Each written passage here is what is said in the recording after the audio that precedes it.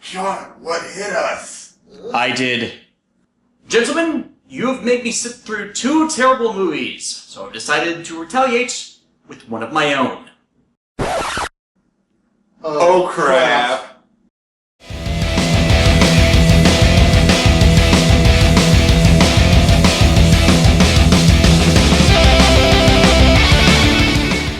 Before we begin, I should probably remind people of something, as I don't regularly talk about it. I fucking love Power Rangers, and I'm going to get to reviewing more of its seasons soon. Bar some bad years, I've enjoyed a grand majority of the content as I grew up, and age has just allowed me a new and differing appreciation of it. It's an adaptation of a foreign work, but in most of the series that ends up a good thing, and the relationship between Sentai and Power Rangers is very much give and take, subtracting something that might not work, or in fact didn't work in the Sentai, for something added that will. Original stories and characterization mixed in with adapted ones. Not every series is good, but there's a lot more good entertainment there that a lot of people give it credit for, especially in a world where the best movies out there are all superhero films. Not help that, as I've said before, Power Rangers Samurai and Megaforce sucked!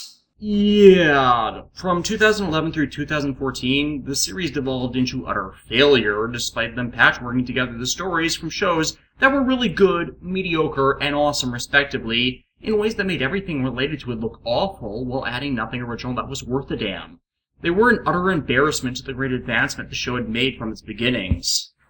Case in point, if you've not seen it, Season 17, Power Rangers RPM from 2009, is about stopping an ongoing robot apocalypse, and is treated with the gravity such a situation entails, despite being adapted from a farcical Sentai, which I will hopefully be getting to later this year.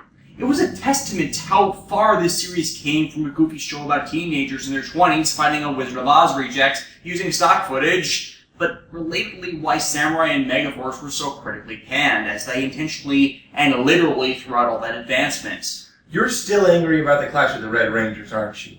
Yeah, because they threw out an entry out of canon when they didn't need to and could have made fit with the smallest effort, with intent to discard all of the Disney years in favor of Jonathan Zapper's own selective interpretation of canon, because he hated all of them. The only reason he didn't succeed was due to what Gokaiger was doing, necessitating they dial it back in order to even touch that Sentai adaptation. So, nice to see arrogant screw-over entries that are better than your own work out of spite. Wait, how could they have made RPM fit? Too long to explain here, I'll get to it when I review it. And don't get me wrong, the original seasons do have their merits, but they lack the nuance and serialization of the later years, and can be kind of painful to watch now. And this movie came between the 2nd and 3rd season, where they had begun to evolve in their methodology and storytelling ability, alongside building a mythos that makes those seasons certainly watchable, but this movie doesn't really show it, and it was more trying to cash in on the popularity. Well, the movie went into production only a few months after the mid-season 2 cast change, which was incited by contract and monetary disputes. Saban is notoriously cheap with respect to what they pay their actors. So there wasn't much character to go on, which carries good movies. And it also had behind-the-scenes issues. The people hired for the movie knowing nothing about the show. In early production, the movie-exclusive suits didn't even have face-concealing masks, despite, secret identities. And there were cast changes for the movie mid-production, too. Mariska Hargitay, better known for Law & Order SVU, was for a time to play Dulcia, a character in the movie, but was removed because they felt she didn't fit that character.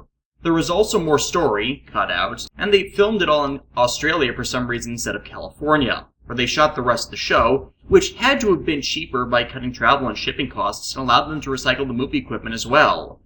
Though they did shoot several episodes of the normal TV show in Australia while they worked on the movie. Oh, and the effects work is 90 CGI. Yeah, it's bad. So even before watching, it's a mess, and ultimately comparable to the worst episodes of this era. We open with a narrated text scroll, giving the background to the franchise, so as to let people know, don't worry, you don't need to know that much about the show. Except they don't really set up much for people beyond that, expecting you to know things from the show. And this isn't set as part of the main show's continuity anyways, so that doesn't really apply. Unless you view it as an alternative to the opening of the 3rd season, Ninja Quest, which was likewise lackluster. Wait, wasn't the first episode that backdoor... We don't talk about Saban's Masked Rider!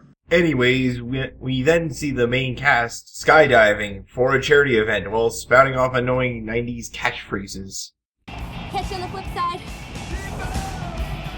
What was with all the charities in Mighty Morphin anyways? It was before monster insurance was invented. Where do you think they got the money to fix the city after every attack? Here's the brief rundown of the cast for those not familiar with the Mighty Morphin team. Tommy Oliver, current White Ranger and leader. Most popular Zordon-era character for both good and bad. Adam Park, Asian Black Ranger. His actor probably had the best post-PR career. Love and peace! Love and peace! Rocky DeSantos, Red Ranger. Billy Quizboy, tech genius in everywhere but this movie and Blue Ranger. Aisha Campbell, Yellow Ranger PETA member before PETA went cray-cray. And Kimberly Hart, Valley Girl Gymnast Pink Ranger. Anyways, the show's comic relief, Bulk and Skull, chicken out of leaping to their doom. I don't blame them. I'm so terrified of heights I can't even cross bridges on foot. While the rest fall into formation to hit the event's bullseye, at which we see Fred. Wait! Who is Fred? He wasn't in the show! You don't know Fred? Fred's been there since the beginning, shut up! Best as I can figure, he was added in by the powers that be to appeal more to kids. Because it's not like something that already had wide market appeal could avoid pandering down, right? It's Power Rangers. What else do you need? Competent storytelling? I mean, it's pretty obvious Saban didn't learn their lesson from this, considering Blake Foster's casting as Justin Stewart just 2 years later. I may have ended up liking the kid, but it's due to what they did with him that rescued him from being a scrappy. Not so much with Fredberger over here. Well, the movie does have a lot of problems. Maybe they just couldn't figure out what was wrong? I'd buy that. It was the era before internet reviewers, so the best we got in the 90s was Siegfried and Ray, Siskel and Ebert, Gesundheit. Actually, not even kidding, I recognize this kid from his later work. Really? Where? Farscape. Karen Shaw, right? I want to go up there too one day. You will. Dude in story lost his virginity to Gigi Edgley. Such as an event we can respect. Anyways, Fred's here for a movie subplot alongside his dad that could have easily been given to Bulk and Skull, but said pair ended up sidelined for most of the movie to the point of being irrelevant, which is a massive shame. The charity event succeeds because it was only here to give bad introductions to characters as opposed to trying to sell them as superheroes. After which, they do more extreme sports in scenic Sydney, Australia. We get it, movie. You moved the setting to another country, so you want to show off the region. But it's just as meaningless to establishing character and wastes time that could have been given to the greater story. They cut through a construction site for some reason, passing... Hold it! Excuse me for a second.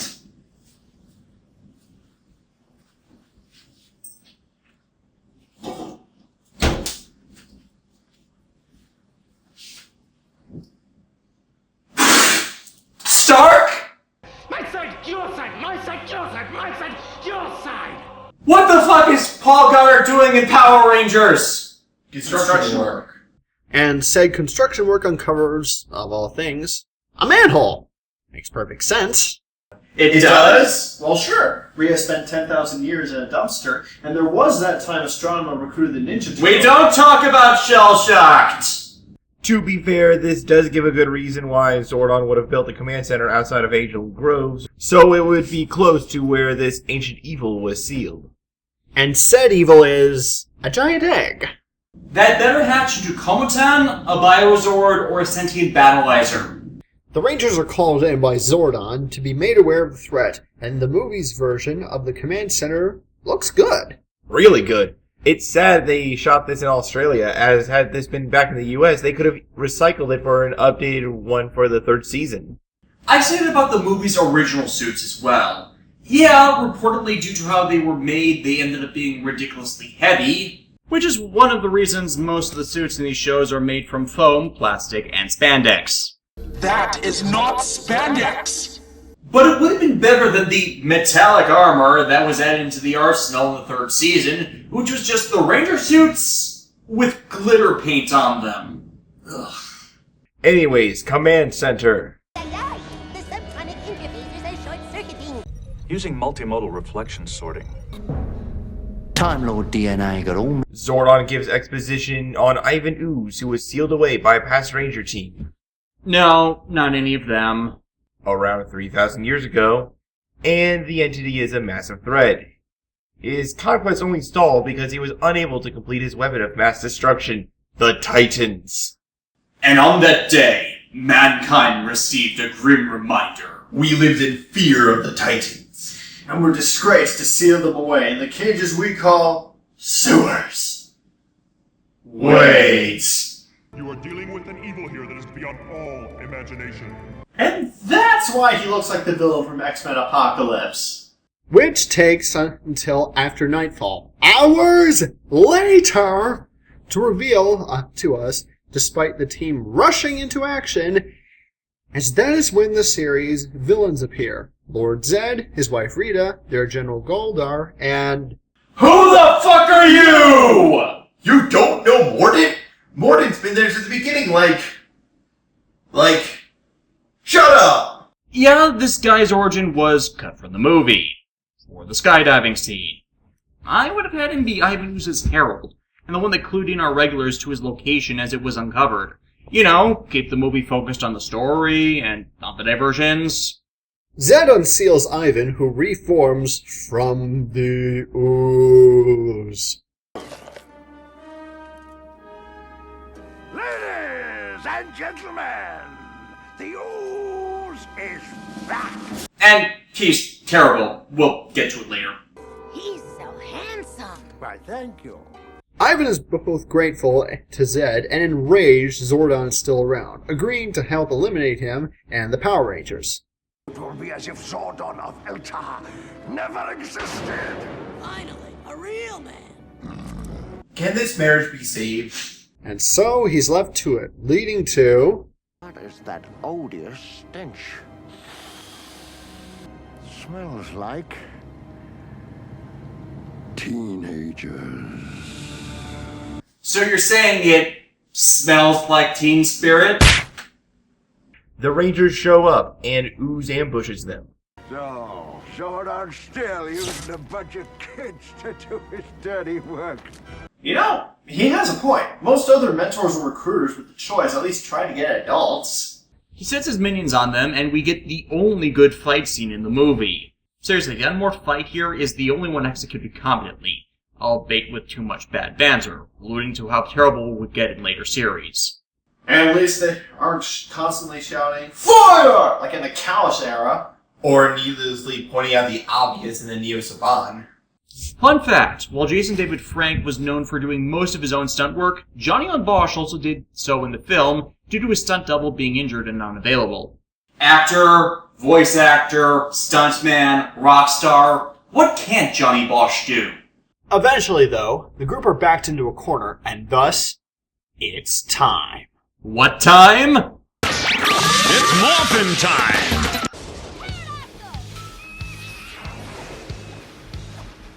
Tyrannosaurus! Triceratops! Magus!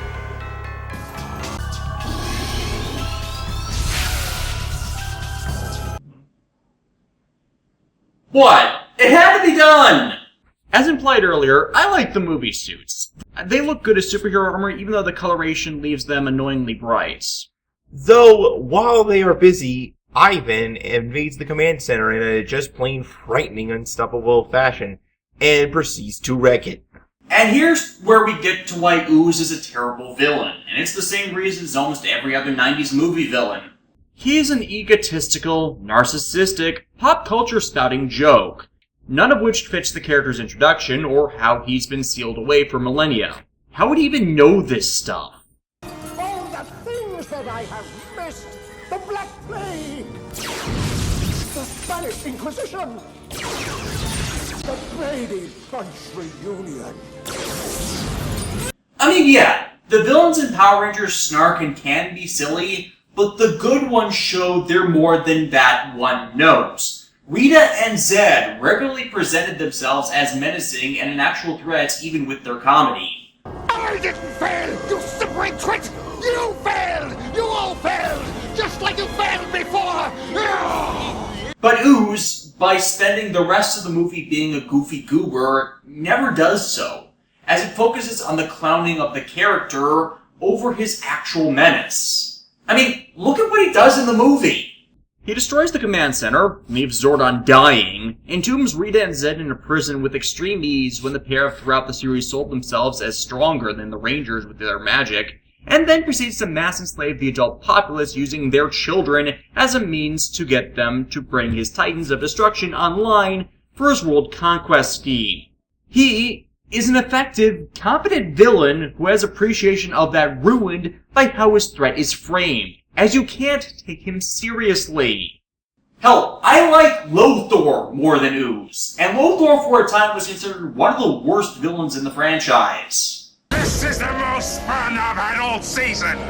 He's been upstaged on the title of worst villain thrice over at least, as he is very much entertaining, but come on, standards! With the command center down, the team, after defeating Ooze's goons in a terrible fight scene, lose their powers. Wait, why? Right now they're powered by the power coins which they have on them. Not anything from the command center. Morphing grid. But... Morphing grid. Ugh. So they need to take the long way to the structure, which takes all night, finding Zordon in a physical form. Wasn't he stuck in a time warp? Alternate continuity. And yeah, outside the tube, he'd be as good as dead. Alpha, however, has enough power in the center to send them on a quest for new powers on another world, called the Great Power. Unoriginal naming is unoriginal.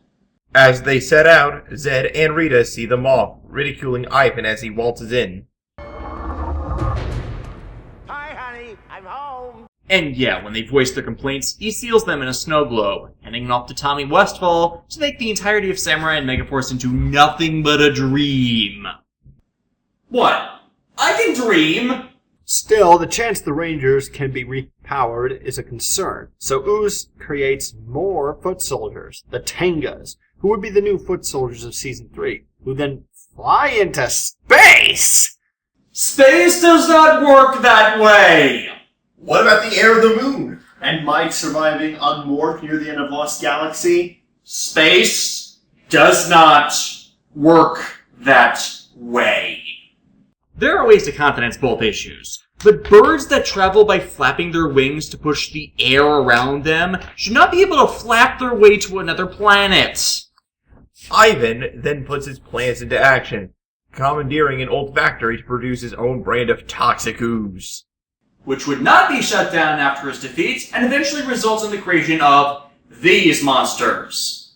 But, Des, those are... My new headcanon is Samurai and Megaforce occur in this movie's timeline, and not the main timeline. If they want to disregard continuity so bad, they can do it separate from everything else.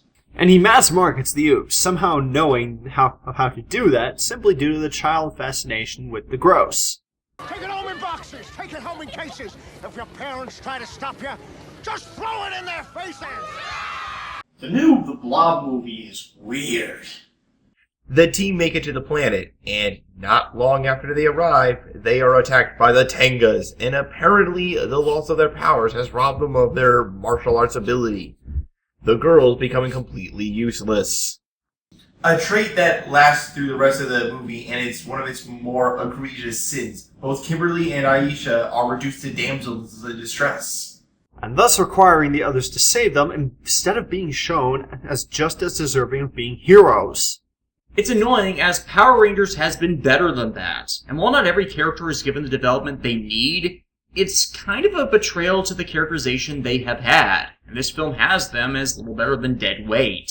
Though it's not like they're the only ones, as the other guys are shown as likewise ineffective unless Tommy's around. Because of course, we must praise the ground that has touched the presence of the all-hallowed Tommy Oliver.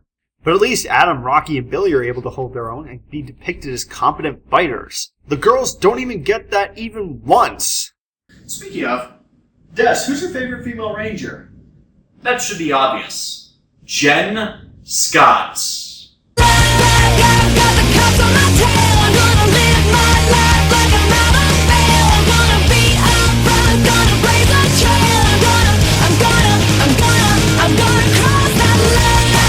I love the kind of woman that can kick my ass. But all of them are saved by Dulcia wielding a staff who forces them into retreat.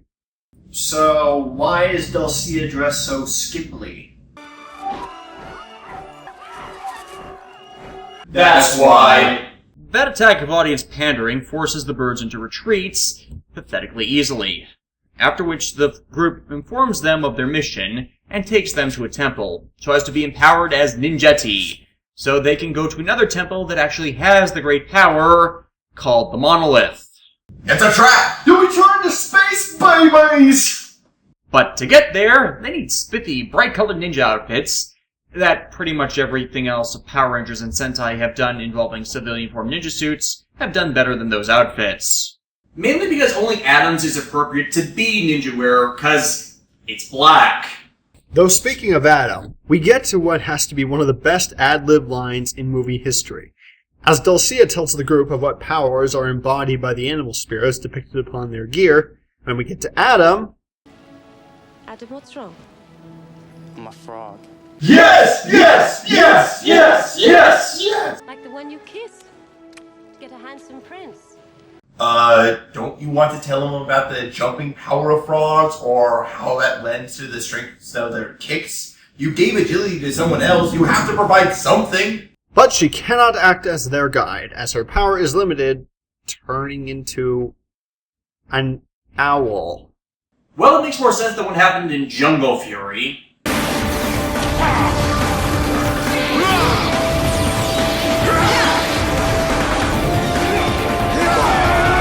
I hate that season. Fred, meanwhile, discovers his father has been taken by Zombozo, as Ooze has fun with his minions.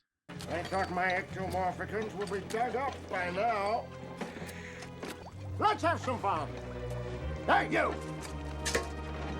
Stand. You know, if you're complaining about how slow the work is, maybe you shouldn't distract them from working. Or possibly do it yourself. The guy's created minions twice now. Why couldn't he make them and disguise them as humans to do the work? Well, it's not like his minions are doing a good job at their assigned task, coming back to tell of their failure, and Ivan just kills them. Fred sees all of this, just as Ivan decides to espouse the details of his plans for everyone to hear.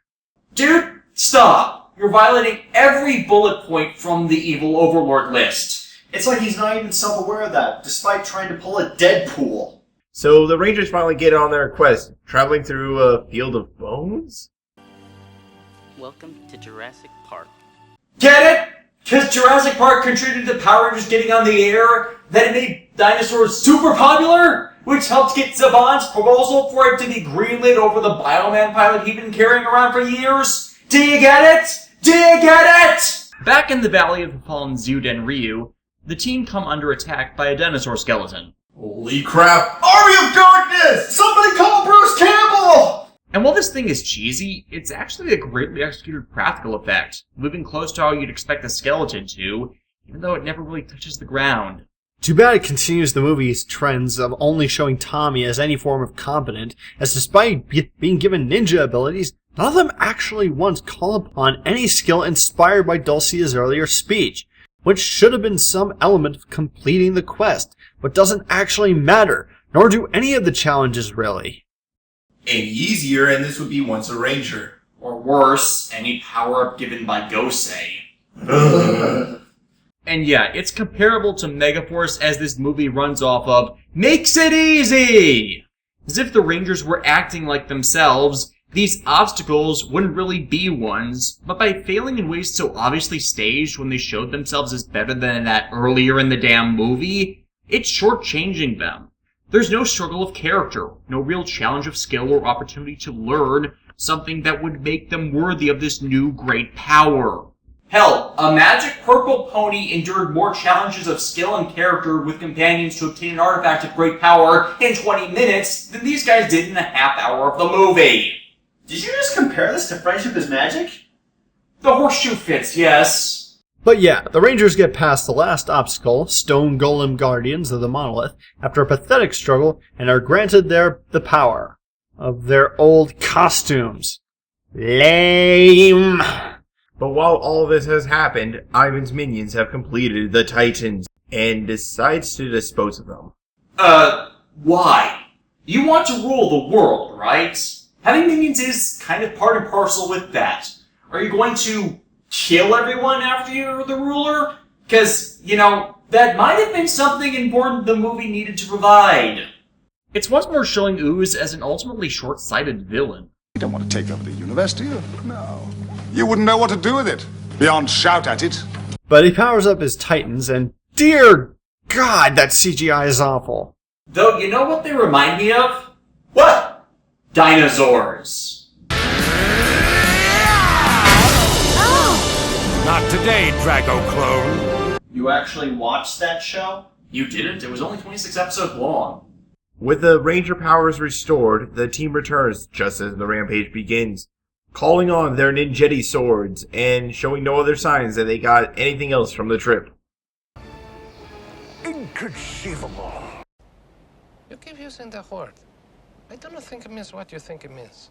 The Ninjetti Zords are, of course, the Ninja Zords, aka the Super Kakarei Beast Gods, and they do not look good in CGI at all. It's like they were overdoing trying to depict them as shiny machines, while also keeping them the brightly toned primary colors of the real mechs, and the two just clash horrifically. You will ride eternal, shiny and chrome. And the most depressing thing about this is, not even 5 years later, Toei would start using CGI for mecha sequences and look far, far better in their stock footage than was made with this movie, which had a far larger budget for such effects. But while they're busy with that, Fred comes to all the kids, celebrating the freedom from having parents or guardians around. Jimmy Neutron did it better, and tries to get their help in stopping their parents from leaping to their death. And if you don't come with me right now, our parents are gonna die! Death, directly referenced in Power Rangers? And they got this past Saban? Inconceivable! And with the kids recruited, they decide to take the monorail. Okay. Unfortunately, the bridge with the rail is destroyed, warranting Tommy pull out of the fight to rescue them, while the others finally say it's time to combine.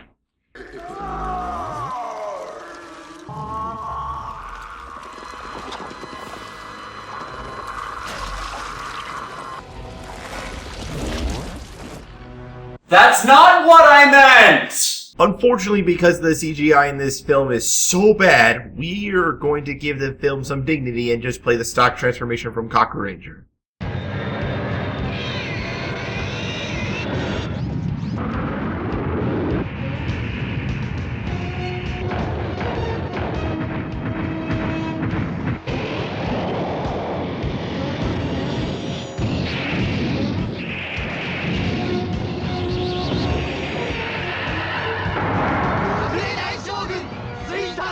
Admit it, this is far, far better. And the resultant fight is terrible.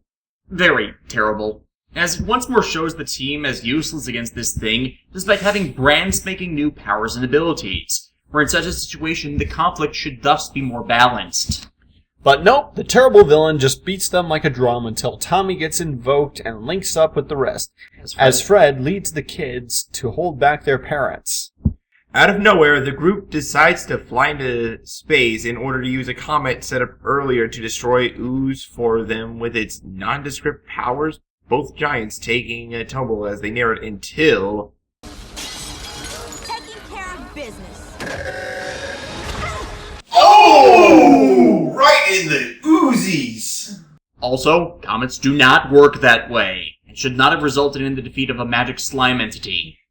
Try kicking him into the sun next time. That worked for Wizard against the Phoenix Phantom. I mean, next you're going to showcase, I don't know, the dinosaurs being rendered extinct by a bunch of meteoroids instead of asteroids. Oh, son of a bitch! So finally, the Rangers return to the command center using their ninjatic powers to restore Zordon. And the base, pushing the reset button on this entire adventure, with nothing learned or mattering at the end of the day. Cue wrap up and bring us the credits. This movie is awful. Terrible. Stupid. And yet we like it anyways.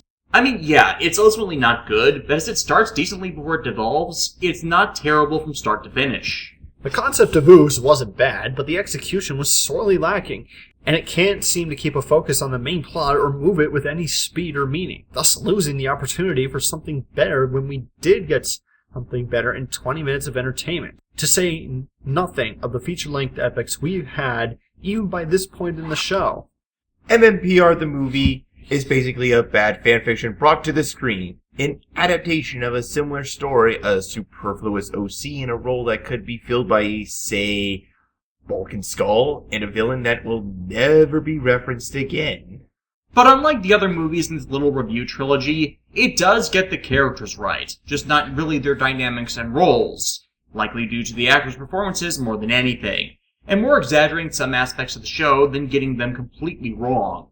And that's probably why, while not seen as good now, this movie more than made its budget back, earning $66.4 million over its $15 million investment, which would secure the show's operation until Jonathan Zacher threatened to kill it with how terrible the beginning of Turbo was. But honestly, it's better than a number of episodes from the original seasons or the majority of the first 4 years of the Neo Saban era. So, for the most part, it's a film that's enjoyably bad. Thus, on my Power Rangers entry rating scale, Mighty Morphin Power Rangers, the movie, the first one, gets a 2 out of 10. No matter what happens with the new movie that's being made, there are good odds it will be better than this one. So wait, that's it? That's a retaliation? Hey, I'm not a terrible person. Honestly, with a bit of time to think it over, doing this with you guys was kind of fun. So there wasn't much of a need to unleash both barrels on you. Besides, do you really want to watch this? No.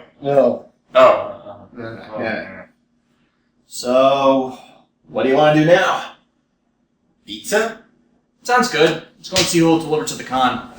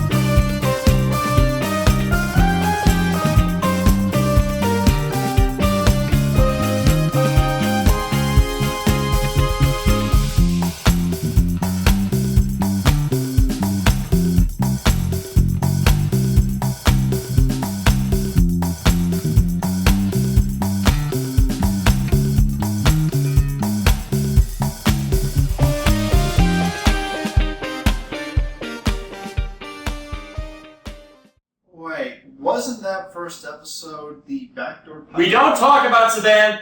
That's how I used to say it back then. We don't talk about Saban's Masked Rider.